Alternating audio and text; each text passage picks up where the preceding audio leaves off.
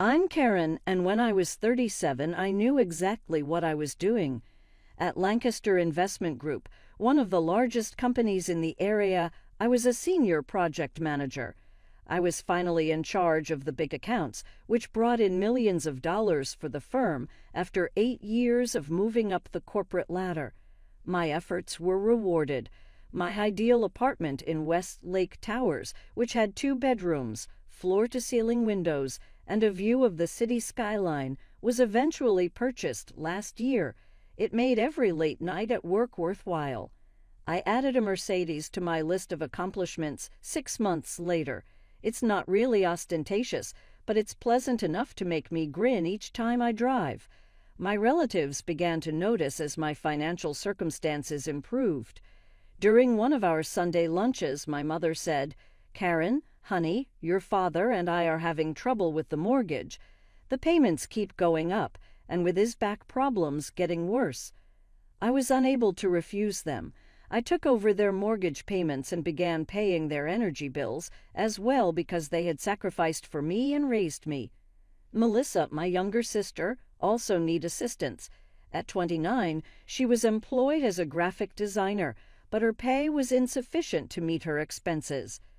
She mentioned, "I hate to ask, but Jake and I are having trouble paying our rent at one of our monthly lunch visits. Although the flat is ideal for us, we are now unable to manage it." I thus paid their rent. Although it was a sizable sum every month, I was able to handle it thanks to my pay and bonuses. I led a comfortable life. Weekends were for unwinding or occasionally finishing up undertakings, while weekdays were for work. In the suburbs where I grew up, my parents hosted family supper every other Sunday. Melissa would showcase her most recent creative endeavors, Dad would discuss local rumors, and Mom would prepare her renowned pot roast. It was a lovely existence, safe and predictable. After that, I traveled to Costa Rica. It was only going to be 2 weeks of rest. I needed to unplug after working tirelessly on the Sanders merger. The objective was to have white sand beaches, tropical beverages, and no emails at all. Meeting Michael was not part of the plan. Like me, he was traveling alone and staying at the same resort. On my second night there, we met at the hotel bar. He pointed to the vacant stool beside me and said, "Is this seat taken?" He was tall, with laugh lines around his eyes and dark hair that was beginning to turn gray at the temples. Not movie star good looks, but comfortable beauty. "It's all yours," I cut back. 3 drinks were consumed. We discussed everything and nothing, including our favorite novels, our hometowns — he was from Seattle — and our careers — he worked in design. We were strolling down the beach beneath the stars toward the end of the night. We spent most of the next 2 weeks together, hiking through the rainforest, snorkeling in crystal blue waters, drinking too much wine at dinner, and yes, spending nights in my room. It wasn't love. We both knew that. It was 2 adults enjoying each other's company with the clear understanding that it ended when our vacations did. We said goodbye with a kiss and went our separate ways. I returned to my regular life, threw myself back into work, and tried not to think too much about those 2 weeks. But 3 weeks after coming home, I started feeling sick in the mornings. At first, I blamed it on stress from work. Then, when I missed my period, a different explanation began to take shape in my mind. I bought a pregnancy test on my way home from work one evening. My hands were shaking as I waited for the result in my bathroom. 2 pink lines. I took another test the next morning. Same result. At 37, pregnant from a vacation fling with a man whose last name I didn't even know. This wasn't part of the plan. This wasn't supposed to happen to someone like me, someone responsible, someone who had her life together. For days I walked around in a daze, going through the motions at work, while my mind raced through all the options and scenarios. I could terminate the pregnancy. That would be the practical choice. I could try to find Michael, though I had no idea how. Or I could do this on my own. Strangely, as the shock wore off, I found myself warming to the idea of becoming a mother. I had a good job, financial stability, a nice home. I could provide for a child, and while I'd never consciously thought about having children, I realized I didn't want to give up this unexpected chance. By the time the next family dinner rolled around, I had made my decision. I was going to keep the baby. Now I just needed to tell my family. I spent the entire drive to my parents' house rehearsing what I would say. I was 37, financially stable, and perfectly capable of raising a child on my own. Still, my stomach churned with anxiety as I pulled into their driveway. Mom greeted me at the door with a hug. "You're late," she said. "Dinner's almost ready." We settled around the table, passing dishes and making small talk about work and neighborhood gossip. I barely touched my food, waiting for the right moment. Finally, as Mom brought out dessert, I took a deep breath. "I have something to tell you all," I said, my voice steadier than I felt. 3 pairs of eyes focused on me. "I'm pregnant, about 7 weeks along." The silence that followed was deafening. Mom's fork clattered against her plate. Dad froze with his coffee cup halfway to his mouth. Melissa's eyes widened. "But who's the father?" Melissa asked. I explained about Michael, the vacation fling, how we hadn't exchanged contact information. "So some random guy knocked you up and disappeared," Melissa said, her tone sharp. "He didn't disappear. We both agreed it was just a vacation thing." "Karen," Mom said slowly, "have you considered your options?" I knew what she meant. "I've thought about it a lot. I'm keeping the baby." Dad, who had been silent until now, shook his head. "Karen, think about what you're saying. You're 37, single, with a demanding career. This isn't the time to have a child, especially not one from this situation." "Your father's right," Mom chimed in. "You should get rid of it before it complicates your life. You're not getting any younger, and pregnancy at your age can be risky." I stared at them, shocked. I'd expected questions, concerns, maybe even disappointment, but not this immediate push for termination. "What about the father's medical history?" Melissa asked. "You don't know anything about him. What if the baby is born with problems? What if there's something genetically wrong with it?" "The baby," I said, emphasizing each word, "is going to be fine." "You can't know that," Mom argued.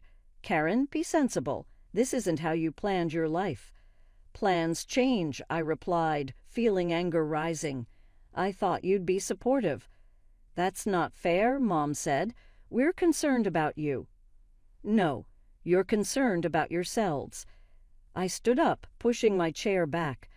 "I'm having this baby, with or without your support, and if you can't accept that, then maybe we need some distance from each other."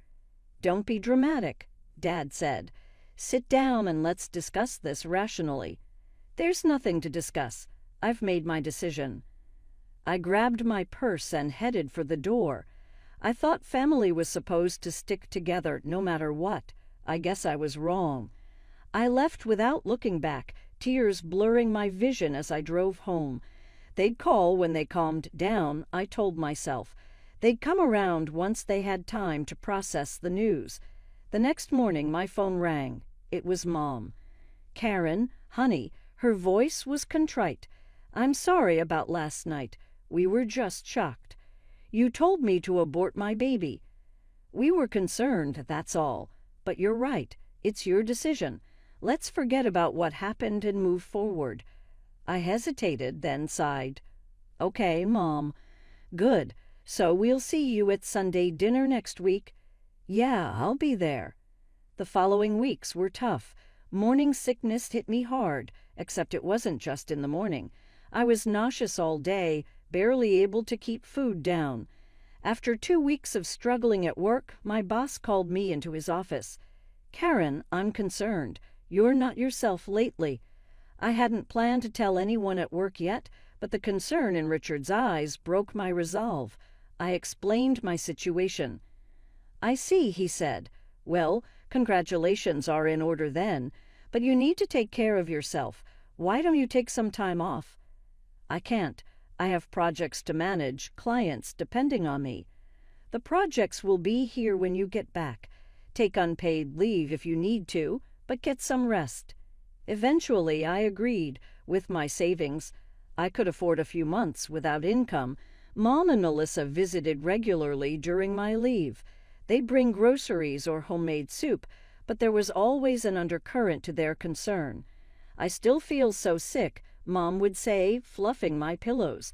"If only you'd listen to us, you wouldn't be suffering like this."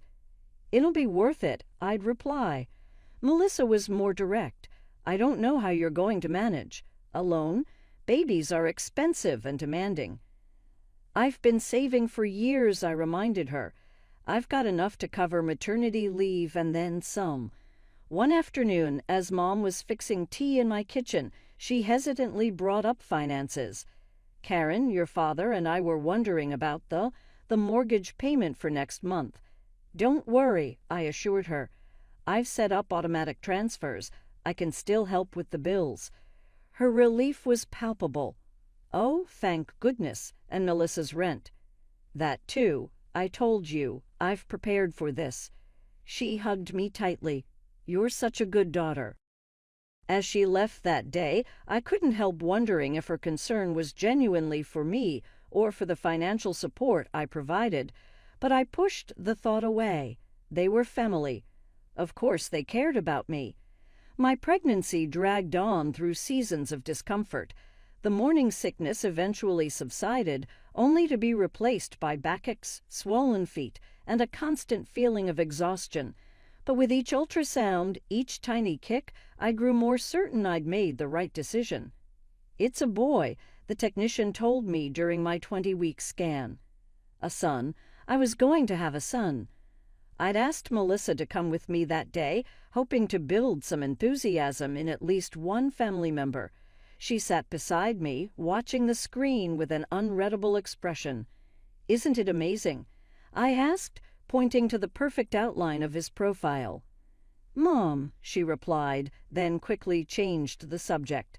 "So, have you talked to HR about your maternity leave? How long will you be away from work?" The question beneath her question was clear. "How long will your income be reduced?"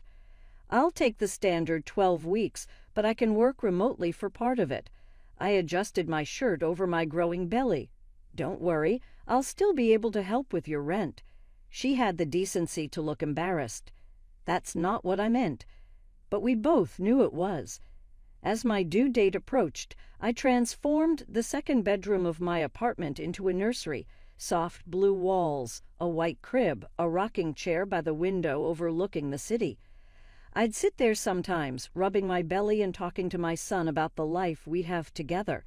"It'll be just you and me, buddy," I'd say, "but we'll be okay." My water broke 2 weeks early in the middle of a Tuesday afternoon. I called an Uber to the hospital, then texted my family from the back seat. "Baby coming early, at Memorial Hospital." Mom was the first to arrive, followed by Dad and Melissa a few hours later. They sat in the waiting room while I labored, occasionally sending texts asking for updates. None of them offered to be in the delivery room with me. After 16 grueling hours, my son entered the world, red-faced and screaming with healthy lungs. 7 ulbs, 3 ounces, the nurse announced. "He's perfect." I named him Ethan Michael Mitchell. Michael, after his father, though I knew the man would never know he had a son. When my family finally came to see us, their reactions were subdued. Mom held him briefly, commenting that he had my nose. Dad stood at a distance, uncomfortable around the tiny newborn. Melissa took an obligatory picture for Instagram, then complained about the hospital parking fees. They stayed less than 20 minutes before making excuses to leave. As the door closed behind them, I looked down at Ethan's sleeping face and whispered, "We'll show them how amazing you are." The early weeks of motherhood were a blur of sleepless nights, endless diaper changes, and moments of pure terror when I wasn't sure if I was doing anything right. But there were also moments of indescribable joy. Ethan's first real smile, the way he grasped my finger with his entire tiny hand, the peaceful weight of him sleeping on my chest. Mom visited occasionally, always with some reason why she couldn't stay long or why she couldn't watch Ethan while I showered or napped. "My arthritis is flaring up," she'd say. I don't trust myself to hold him properly." Or, "I've got that book club meeting I can't miss." After 6 weeks of this, I finally confronted her. "Mom, I really need some help. I haven't slept more than 3 hours straight since he was born." She looked uncomfortable. "Karen, your father and I are too old to be chasing after a baby. We raised our children already. I'm not asking you to raise him, just to watch him for a couple of hours sometimes. Why don't you hire a babysitter? You can afford it." There was the expectation that I could afford to solve all my problems with money, the same money that was supporting them. I didn't argue. The next day, I called a babysitter agency and arranged for part-time help. When my maternity leave ended, I negotiated a flexible schedule with Richard that allowed me to work from home 2 days a week. On the other days, the babysitter, Maria, would come to watch Ethan. It wasn't ideal, but we made it work. I was exhausted most of the time, juggling conference calls and project deadlines, while also trying to be present for every milestone in Ethan's development. But watching him grow was worth every sacrifice. My family settled into a pattern of polite distance. They'd ask about Ethan during our phone calls, but in a perfunctory way. Sunday dinners at their house resumed, but they never seemed to have any toys for Ethan or baby-friendly food. He was tolerated, not welcomed. "He's so active," Mom would complain when Ethan would crawl around their living room. "Can't you keep him in one place? He's a baby, Mom, not a houseplant." The pattern continued as Ethan grew from baby to toddler. By his 2nd birthday, I had stopped expecting my family to be involved in his life in any meaningful way. But I kept inviting them to his milestones, kept bringing him to Sunday dinners, hoping something would change. When Ethan turned 3, he began to notice the difference in how people treated him. "Ganamad?" he asked one Sunday after Mom had snapped at him for touching a crystal figurine. "No, sweetheart. Grandma's just worried about her things." But he was perceptive, my boy. He stopped trying to hug my father after being brushed off too many times. He clung to me during family gatherings, shy and uncertain in a way he never was at daycare or around Maria. One day, Melissa showed up at my apartment unannounced.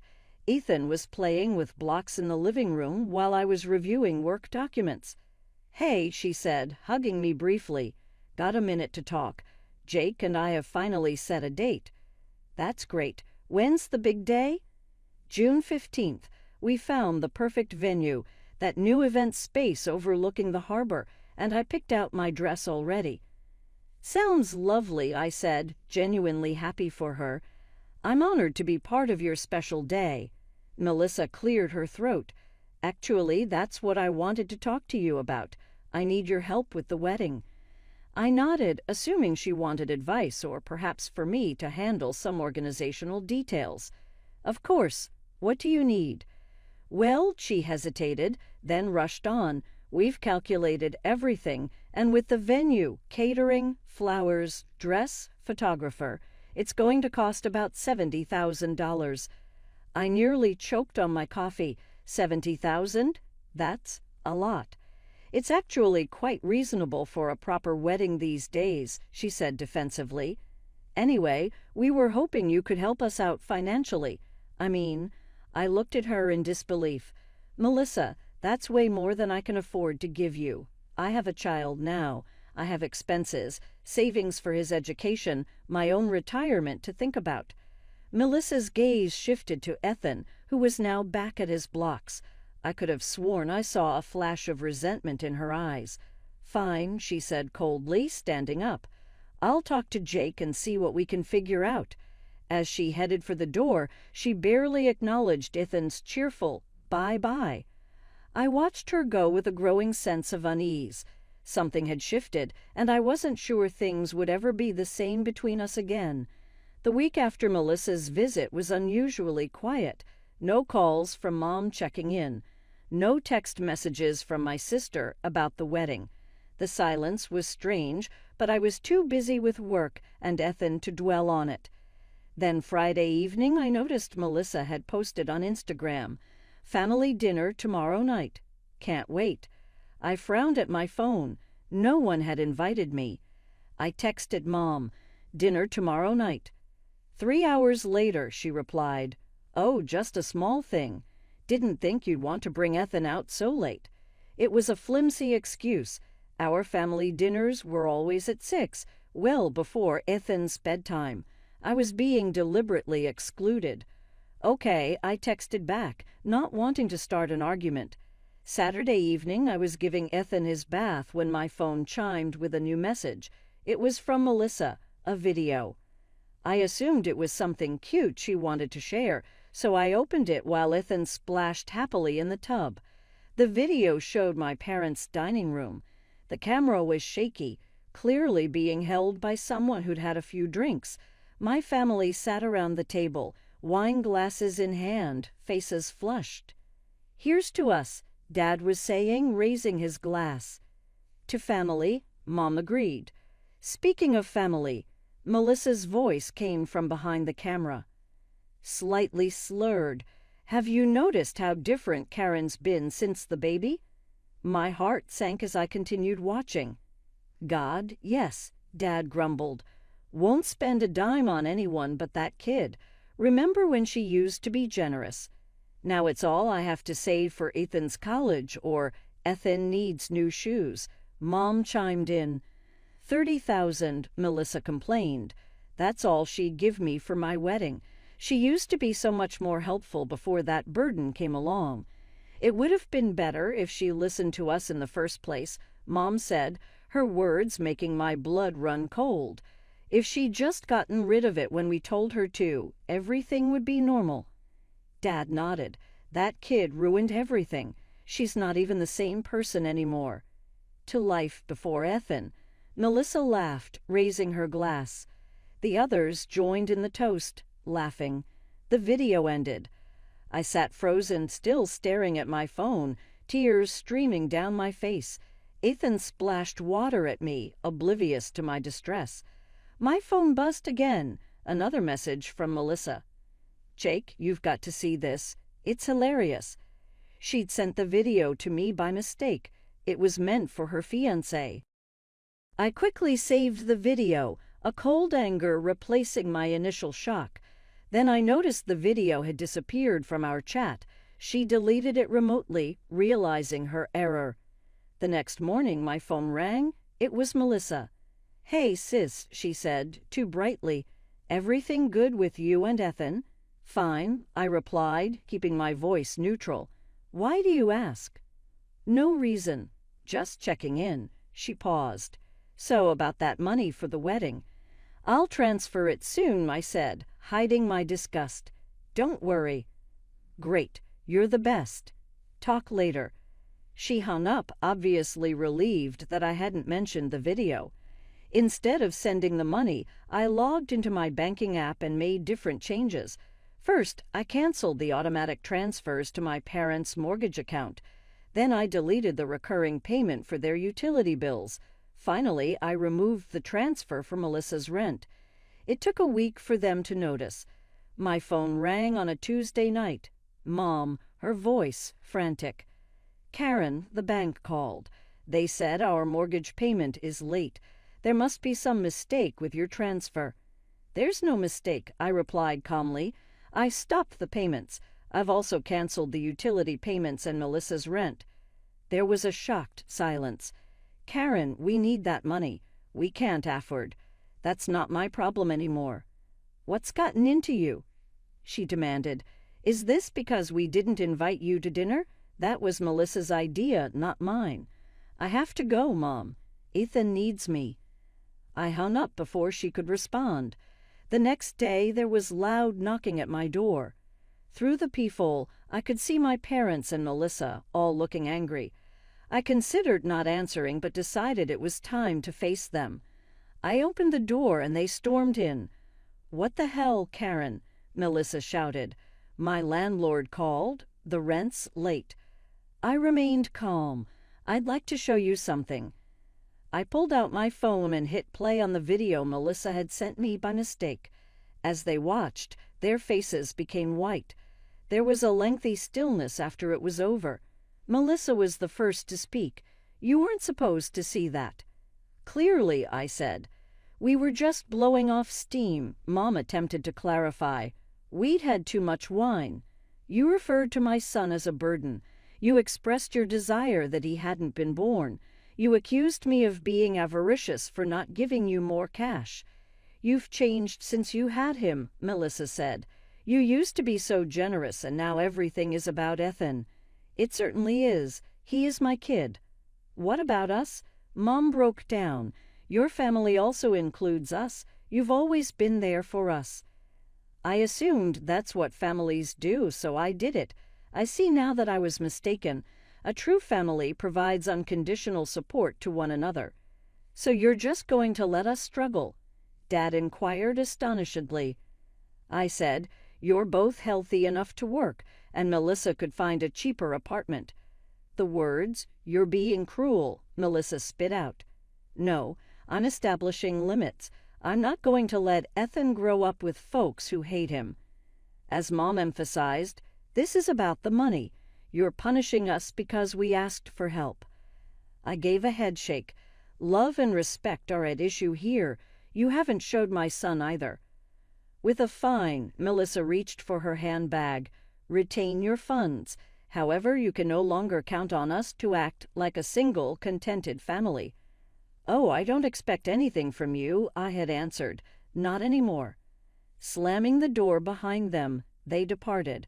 They made several attempts to get in touch with me throughout the next weeks, including calls, texts, and even a letter from Mom pleading with me to change my mind. I sent the letter back unread and blocked their phones.